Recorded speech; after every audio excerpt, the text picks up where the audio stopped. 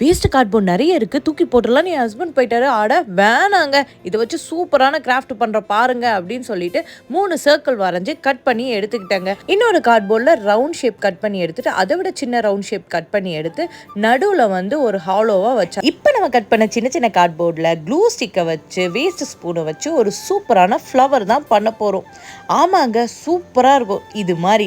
S, இது எல்லாத்தையும் நம்ம ரவுண்டாக வெட்டணும்ல, அதில் வந்து ஃபிக்ஸ் பண்ணிடலாம். ஃபிக்ஸ் பண்ணிவிட்டு எனக்கு வந்து ரெட் கலர் ரொம்ப பிடிக்கும், ரொம்ப அழகாக இருக்கும். ஸோ நான் ரெட் கலர் கொடுத்துட்டு இருந்தேங்க. உடனே என் ஹஸ்பண்ட் சொன்னார், ஆரஞ்சு ஒயிட் க்ரீன் கொடுத்தா நல்லா இருக்கும்ல, இந்தியா ஃப்ளாக் மாதிரின்னு ஃபீல் பண்ணார்.